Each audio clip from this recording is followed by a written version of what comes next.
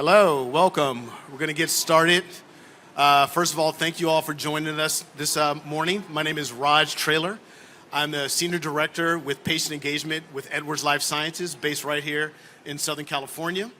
My role at Patient Engagement is to make sure that we always have insights and information from our patients so we can make better decisions. So hopefully we'll have a good conversation this morning with Leslie. What unites us all here is our passion to improve the lives of our patients. So by the end of this brief conversation, hopefully we'll have a better understanding of why we do what we do every single day in terms of serving our patients. About Leslie. Leslie Moore, she lives right here in beautiful Southern California, Dana Point. She's a proud mother and grandmother, an avid walker. She's also a childhood survivor of cancer, which she'll talk a little bit about as well. Fast forward to adulthood. Leslie was told she had a murmur, and for several years, her cardiologist just waited. As she began experiencing symptoms from her failing aortic valve, her cardiologist told her, Leslie, stop walking the hills in your neighborhood so you won't feel so bad. After fainting during a walk with one of her friends, she decided to change her cardiologist. And quickly after, in 2021 May, she had a TAVR procedure, and here she is, doing wonderful. So without further ado, please welcome Leslie Moore. Hi there. So Leslie, before we jump into your journey with AS, can you share one word that describes how you started your valve treatment journey?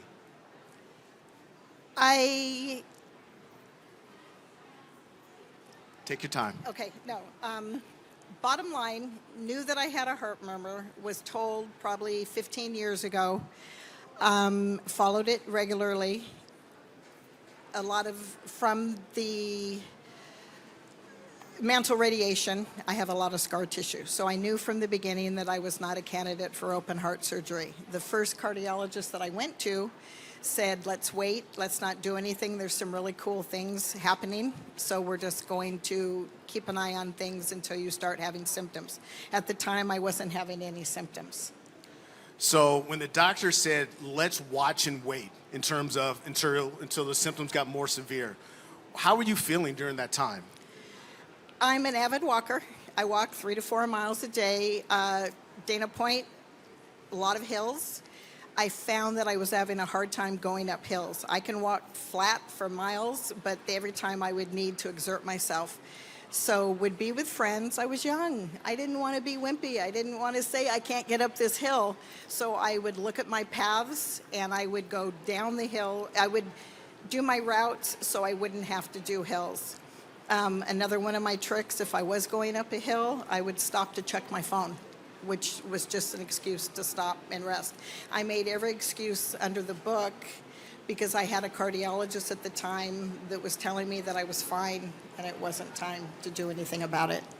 So when you finally made that decision in terms of, I need a change, I want to change my physician, what was that like? What made you make that change? And I was going to a cardiologist regularly. I was being the great patient, realized that the walks were getting a lot harder. So literally walked into his office probably 3.5 years ago and I said, hey, it's time. Tell me about this new TAVR thing you've been talking about.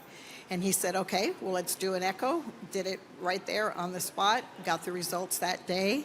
And he said, you're fine. You're good to go. And I'm like, well, what do you mean? I can't get up the hill. I'm grabbing onto trees. I'm faint. The 4 things that he told me were walk early in the morning, avoid hills, hydrate, and this is always the best one that everybody loves, salt your food. So wow. I was the good patient. I left there thinking, okay, I'm fine because he's a cardiologist. But things just weren't right. I wasn't feeling any better. So then we have COVID. COVID happens. I'm still walking. Hadn't seen him in 2 years, which maybe is a silver lining of COVID. Walking one day through a crosswalk in front of my house and fell to my knees. And I had a girlfriend with me. And she said, Leslie, either you find yourself a new cardiologist or I'm going to find one for you. Unfortunately, I lost my husband 8 years ago. So I live by myself. My daughters are grown. Great daughters, but if you're not there to notice that things are changing. So I just figured I was getting older, maybe a little bit overweight. It's too hot, who knows? Found a new cardiologist, jumped on Dr. Google. I know we're not supposed to do it. Connected with a TAVR advocate, Susan Strong, had a lot of stories, and I'm like, wait, this is my story. Scheduled an appointment with a new cardiologist and connected right away. So how was the difference between the conversation you had with your previous cardiologist and this new cardiologist? Literally 2 minutes into our Zoom call, I mentioned, he goes, tell me about yourself. I said, had Hodgkin's lymphoma at the age of 12, City of Hope saved my life. And he said, and let me guess, you had mantle radiation. He knew right then what the problem was. And I thought to myself, this is my new doctor. We connected right off the bat. So explain, you're talking about the mantle radiation. We talked about your childhood cancer. Can you kind of explain in terms of what that meant? What did that cancer do to your body to make you more eligible for a TAVR versus something else? I'm very, very lucky. I only have valve damage. A lot of people that had the same radiation at my age have had breast cancer. I don't have breast cancer, knock on wood. I regularly get mammograms and MRIs every 6 months to make sure. I have a ton of thyroid nodules, but they're all benign. I'm really on top of it. I feel very, very blessed to have dodged 2 major health scares, so I'm trying to take care of what I have left.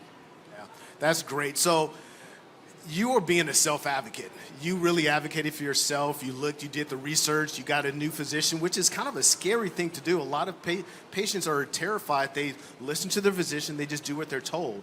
It is scary, and especially if they're elderly. You know, they think that's what my doctor told me. But I knew something wasn't right when I'm walking, and I've got 80-year-old men walking up hills, and I am grabbing onto trees. I knew you just listen to your body, be an advocate for your health. If someone tells you you're okay, but if you don't feel like it, just listen to your body. So I was going to ask you what advice, but it sounds like that's the advice in terms of patients that if you're having a conversation with physicians, don't be afraid to speak up. Don't be afraid to do your own research. Don't be afraid to ask difficult questions. No, and I also think, I mean, to his defense, he's still practicing, you guys, which scares me to death. But he's older. He's ready for retirement. I think it's almost getting the younger physicians that are a little bit more in tune. And I don't know. It just scares me that he's up the freeway, still practicing. Well, Leslie, first of all, thank you so much for that candor, that insights. That's really valuable in terms of learning how your patient journey goes from the murmur to your TAVR back in May of 2021, which is amazing. Let's talk about the now. So I heard this story, a little bit pieces of your grandson and something about some pillow with Hoy Katani. This is one of my favorite stories, just how my life has changed. I have a 8-year-old grandson that is the love of my life. He was born right after I lost my husband. And previously, whenever we'd go on walks, he'd be like, I'd say, hey guys, I can't do this, I'll meet you at home. And he'd be like, Mimi, when are you gonna get your heart fixed? And I'm like, I'm trying, I'm really trying. So fast forward, get the heart fixed. We're up the street at Angel Stadium. It's souvenir pillow night, Otani pillow night. And we get there early because he's got to get the pillow. So we get there 45 minutes early. We get to the front gate. The usher says, sorry, they're all gone. And I'm like, no, they can't be all gone. I'm like, I will buy a pillow. Tell me where I can get a pillow. And he's like, when we're out, we're out. So I go to another usher, and he's devastated. That's the whole reason we're there. The other usher says to me, my only suggestion for you is try the other gates. So long story short, we are literally hoofing it from gate to gate at Angel Stadium. He's in front of me, and he turns around, and he says, Mimi, without you getting your heart fixed, we wouldn't be able to do this. And it's true, because I was really hoofing it. We got the pillow. He was happy, and we probably went to 5 or 6 different gates before we got the pillow. So does he still have the pillow? He still has the pillow. Sometimes there's a picture of it behind me, but not today. But yeah. he got the pillow. That's an amazing story. I mean, it really brings in terms of, in real world, what does it mean when we affect our patients' lives? And that's a real case of the impact our devices can actually have on patients. What would you tell our Edwards employees or somebody here out in the stands, kind of what does that mean to you in terms of what can we do better? What can we keep doing in terms of making patients like your lives better? In my eyes, there is nothing that Edwards can do better. I am looking at so many of these familiar faces.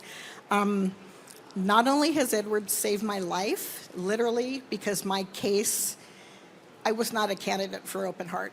And I was told that. I had a porcelain valve. It was one of the worst ones they've seen. And they told me if this TAVR doesn't work, I wouldn't be sitting here. You guys saved my life. Yeah. And the friendships that I have made and the people that I've got to know are life-changing. Well, Leslie, thank you for that. So we started this in terms of the journey, in terms of asking a word of what was the one word to start your journey? Now that we're towards the end of it, what's the one word that you would use, how you feel now? Just gratitude. Gratitude that I'm alive and that I feel amazing and that I have got to meet so many amazing people, and my goal is just to take care of myself, live my best life, stay healthy, and if I need another valve in 15 years, give me another valve in 15 years. I'm not going to worry about it, you guys. It was my only option. And I didn't even worry. I didn't think about it. I'm like, let's do it. Leading up to that was very, very scary. I'm not going to say I wasn't anxious. But I'm just going to keep doing what I'm doing and hopefully sharing my story and helping others, whether it be companies or patients or whatever. When we were talking before, you were talking about after the TAVR procedure in terms of your recovery. Can you talk a little bit about how that recovery was? I had my procedure. I'm not supposed to say surgery. My procedure on a Wednesday, went into ICU, went into heart block. It was a complicated case.